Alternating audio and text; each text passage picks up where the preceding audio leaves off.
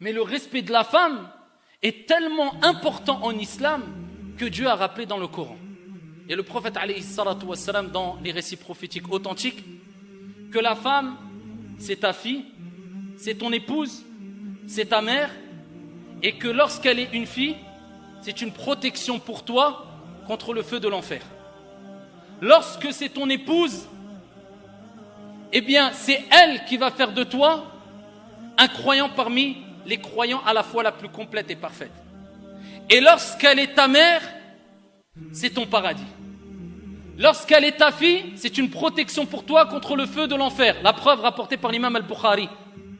Le prophète alayhi afdalus salati wa askat taslim a dit dans le sens: toute personne à qui Allah tabaraka wa ta'ala a confié la responsabilité d'avoir des filles et qu'il les éduque en se comportant de la meilleure des manières avec elles, en se comportant bien avec elles, avec douceur, elles seront une protection, un bouclier contre le feu de l'enfer. Ta fille, c'est une protection pour toi au jour de la résurrection, afin de te rappeler: comporte-toi avec la plus grande des douceurs et la meilleure des manières avec ta fille, avec le garçon aussi. Mais il y a une particularité pour la fille.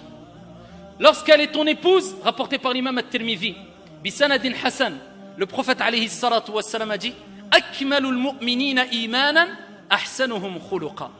Les croyants qui ont la foi la plus complète, ce sont celles et ceux qui ont les meilleurs comportements, les plus hautes moralités.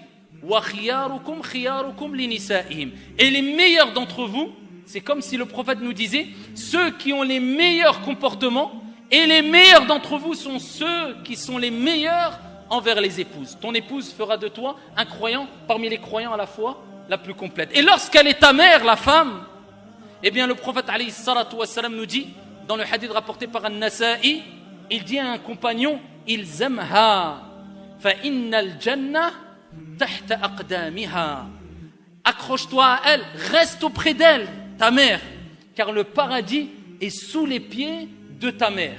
Et dans un autre récit prophétique rapporté par l'imam al-Bukhari, un compagnon a interrogé le prophète alayhi salatu wassalam et il dit: ô messager d'Allah, quelle est la personne qui mérite le plus ma compagnie?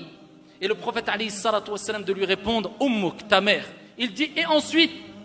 Et le prophète répète une deuxième fois: ummuk, ta mère. Et il dit: et ensuite? Le prophète alayhi salatu wassalam répète une troisième fois: ummuk, ta mère. Il dit: et ensuite? Et seulement à ce moment-là, le prophète alayhi salatu wassalam dit: abouk, ton père.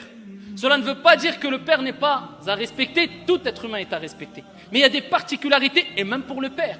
Car dans un autre hadith, le prophète alayhi salatu wassalam dit: le paradis sous les pieds du père et de la mère. Et dans un autre hadith, le prophète alayhi salatu wassalam dit: le père est la porte du milieu des portes du paradis. Prends-en soin si tu veux, ou abandonne-la si tu le souhaites.